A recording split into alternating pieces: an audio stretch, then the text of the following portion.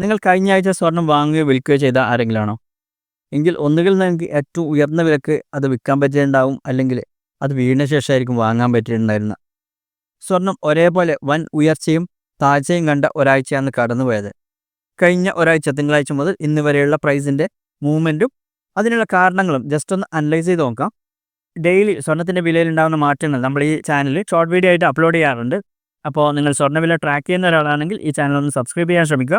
കൂടാതെ ഈ വീഡിയോ ഒന്ന് ലൈക്ക് ചെയ്ത് വെച്ചാൽ ഇതുപോലുള്ള കൂടുതൽ വീഡിയോസ് ഇടുമ്പോൾ നിങ്ങൾക്ക് അത് നോട്ടിഫിക്കേഷൻ ലഭിക്കാൻ നിങ്ങളത് സഹായിക്കും. സ്വർണ്ണവില മെയ് 5-ാം തീയതി അതായത് തിങ്കളാഴ്ച സ്റ്റാർട്ട് ചെയ്ത് 70,200 തൊട്ടടുത്ത ദിവസം വൻ ഉയർച്ചയാണ് സ്വർണ്ണവിലയിൽ കണ്ടത്. ഒരു പവൻ 8 ഗ്രാമിന് ഏകദേശം 2,000 രൂപയുടെ വർധനവാണ് ഉണ്ടായത്. തൊട്ടടുത്ത ദിവസം മെയ് 6 സ്വർണ്ണവില ഒരു പവന് 72,200 പിന്നീട് തൊട്ടടുത്ത ദിവസം 7-ാം തീയതി 400 രൂപ വീണ്ടും വർദ്ധിച്ച് 72,600 രൂപ ടച്ച് ചെയ്തു. 8-ാം തീയതി രാവിലെ ഈ മാസത്തെ ഏറ്റവും ഉയർന്ന വിലയാണ് ടച്ച് ചെയ്തത്. 73,040 രൂപ സ്വർണ്ണവില ടച്ച് ചെയ്തിരുന്നു. പക്ഷേ അന്ന് വൈകുന്നേരം ആയപ്പോൾ സ്വർണ്ണവില വലിയ രീതിയിൽ ഇടിഞ്ഞിരുന്നു. ഏകദേശം 1,160 രൂപ ഇടിഞ്ഞ് 71,850 അന്ന് വൈകുന്നേരം സ്വർണ്ണവില ഉണ്ടായിരുന്നത്. പിന്നീട് ഇന്നലെ 9-ാം തീയതി ചെറിയൊരു ഉയർച്ച ഉണ്ടായിരുന്നു. 72,120 ഇന്നലത്തെ പ്രൈസ്. ഇന്നും ചെറിയ ഒരു ഉയർച്ചയുണ്ട് സ്വർണ്ണവിലയിൽ. ഇന്നത്തെ വില 72,360 രൂപയാണ് ഒരു പവന്. അപ്പോൾ ഈ ആഴ്ചത്തെ മൊത്തം മൂവ്മെൻറ്റ് നോക്കുകയാണെങ്കിൽ തിങ്കളാഴ്ച 70,200 സ്റ്റാർട്ട് ചെയ്ത് 8-ാം തീയതി 73,040 ടച്ച് ചെയ്തത്. ഏകദേശം ടോട്ടൽ നോക്കുകയാണെങ്കിൽ 2,840 രൂപയുടെ ഉയർച്ചയാണ് ആ ഒരു 3 ദിവസത്തിൽ ഉണ്ടായത്. പക്ഷെ പിന്നീട് സ്വർണ്ണവില താഴോട്ട് പോയിരുന്നു. അന്ന് തന്നെ 71,850 ടച്ച് ചെയ്തിരുന്നു. 8-ാം തീയതി തന്നെ ഏകദേശം 1,160 രൂപയുടെ കുറവുണ്ടായിരുന്നു വൈകുന്നേരം ആകുമ്പോഴേക്ക്. ഓവറോൾ നെറ്റ് നോക്കുകയാണെങ്കിൽ ഈ ഒരു 6 ദിവസത്തിൽ സ്വർണ്ണവിലയിൽ 2,160 രൂപയുടെ വർധനവുണ്ടായിട്ടുണ്ട്. 70,200 സ്റ്റാർട്ട് ചെയ്ത സ്വർണ്ണവില 72,360 ഇപ്പം നിൽക്കുന്നത് ഈ ഒരാഴ്ചയിൽ. സ്വർണ്ണവിലയിൽ ഉയർച്ച ഉണ്ടാകാനുള്ള കാരണങ്ങൾ നമ്മൾ കഴിഞ്ഞ കുറേ വീഡിയോകൾ പറഞ്ഞതാണ്.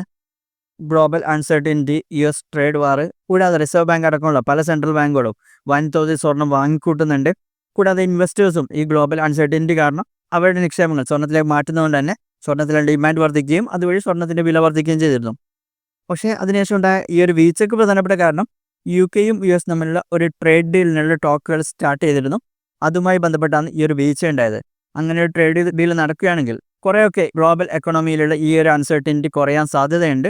സ്വാഭാവികമായിട്ടും ഇങ്ങനെയുള്ള അൺസർട്ടനിറ്റി കുറയുമ്പോൾ സ്വർണം പോലുള്ള നിക്ഷേപങ്ങൾക്ക് ഡിമാൻഡ് കുറയും. സ്വർണ്ണം മിക്കവാറും ഒരു സേഫ് ഇൻവെസ്റ്റ്മെൻ്റ് ആണെന്നായിട്ട് കരുതുന്നത്. അത് ഗ്ലോബലി പല പ്രശ്നങ്ങൾ നിലനിൽക്കുന്ന സമയത്താണ് ഇങ്ങനെയുള്ള നിക്ഷേപങ്ങളിലേക്ക് ആൾക്കാർ ഇൻവെസ്റ്റ് ചെയ്യുന്നത്. പക്ഷേ അങ്ങനെ ഒരു പ്രശ്നങ്ങൾ കുറയുന്നതിനനുസരിച്ച് സ്വർണം ഒരു ഇൻവെസ്റ്റ്മെൻ്റ് എന്നുള്ള നിലയിലുള്ള ആ ഒരു പ്രാധാന്യം കുറഞ്ഞു വരും. അപ്പോൾ ആ ഒരു ട്രേഡ് ഡീലാണ് ഈ ഒരു സ്വർണത്തിനുള്ള വിലയിലുണ്ടായ ഈ വീഴ്ചയ്ക്ക് ഒരു പ്രധാനപ്പെട്ട ഒരു കാരണം. ഒന്നിതൊരു നല്ല മെസ്സേജാണ്. അമേരിക്ക ഒരു ട്രേഡ് ഡീൽ ഒരു രാജ്യവുമായി വരികയാണ്. അപ്പോൾ അമേരിക്ക വിട്ടുവീഴ്ചകൾക്ക് തയ്യാറാവുന്നുള്ളതിനുള്ള ഒരു തെളിവാണത്. അപ്പോൾ മറ്റു രാജ്യങ്ങളുമായി ഇതേപോലെ തന്നെ അമേരിക്ക ട്രേഡ് ഡീലുകൾക്ക് വരാൻ സാധ്യതയുണ്ട്. ചൈനയുമായും അവർ ചർച്ചകൾ വരാൻ സാധ്യതയുണ്ട്. അവരുമായും ട്രേഡ് ഡീൽ വരും. സ്വാഭാവികമായിട്ട് ഇന്ത്യയായിട്ട് വളരെ പെട്ടെന്ന് തന്നെ വരാൻ സാധ്യതയുണ്ട്. ഇന്ത്യയുമായിട്ട് ചർച്ചകൾ ഇപ്പോൾ ഓൾറെഡി നടന്നുകൊണ്ടിരിക്കുകയാണ്. അപ്പോൾ അതൊക്കെ ഈ ഒരു പ്രശ്നങ്ങൾ വളരെയധികം കുറക്കുന്നുള്ള ഒരു പ്രതീക്ഷ നിലനിൽക്കുന്നുണ്ട്. അങ്ങനെയാണെങ്കിൽ സ്വാഭാവികമായിട്ടും ആ ഒരു അൺസർട്ടനിറ്റി കുറഞ്ഞതിനനുസരിച്ച് സ്വർണ്ണവില കുറയും. പക്ഷേ ഇതൊക്കെ ഭാവിയിൽ നടക്കാനുള്ള കാര്യങ്ങളാണ്. ഇതിൻ്റെയൊക്കെ റിസൾട്ട് എങ്ങനെയായിരിക്കും എന്നുള്ളത് പറയാൻ പറ്റില്ല ഇപ്പോഴേ. എങ്കിലും അതിനനുസരിച്ചായിരിക്കും സ്വർണ്ണവിലയുടെ മൂവ്മെൻറ്റ് വരുന്നത്. പക്ഷേ ഇന്ത്യയിലിപ്പോൾ വലിയ രീതിയിലുള്ള ഒരു ഇടിവുണ്ടായിട്ടില്ല. അതിനുള്ള ഒരു പ്രധാനപ്പെട്ട കാരണം ഇന്ത്യയും പാകിസ്ഥാനും തമ്മിലുള്ള ടെൻഷൻസ് കാരണം രൂപയുടെ മൂല്യത്തിൽ ഇടിവുണ്ടായിട്ടുണ്ട്. അതുകൊണ്ട് തന്നെ ആ ഒരു ഗ്ലോബൽ മാർക്കറ്റിലുണ്ടായ സ്വർണ്ണവിലയുടെ വീഴ്ചയുടെ വലിയൊരു ഗുണം ഇന്ത്യക്കാർക്ക് ലഭിച്ചിട്ടില്ല. ശരിക്കും രൂപയുടെ മൂല്യം ഇടിഞ്ഞുകൊണ്ട് തന്നെ സ്വാഭാവികമായിട്ടും ആ ഒരു വീഴ്ചയിലുണ്ടായ കുറവ് ഇന്ത്യൻ മാർക്കറ്റിൽ വലിയ രീതിയിൽ എഫക്റ്റ് ആയിട്ടില്ല. എങ്കിലും നല്ലൊരു വീഴ്ച ഉണ്ടായിട്ടുണ്ട് ആ ടോപ്പിൽ നിന്ന്. എന്തായാലും ഭാവിയിൽ ഈ പ്രശ്നങ്ങളും സോൾവ് ആവുമെന്ന് പ്രതീക്ഷിക്കാം. അതിനനുസരിച്ച് സ്വർണ്ണവിലയിൽ മാറ്റങ്ങൾ വരുമെന്ന് പ്രതീക്ഷിക്കാം. എന്തായാലും ഇത്തരം കാര്യങ്ങളാണ് ഇന്നത്തെ വീഡിയോയിൽ പറയാനുള്ളത്. ഇതുപോലെ കൂടുതൽ വീഡിയോസിനായി ചാനൽ സബ്സ്ക്രൈബ് ചെയ്യുക, കൂട്ടുകാർക്ക് ഷെയർ ചെയ്യുക.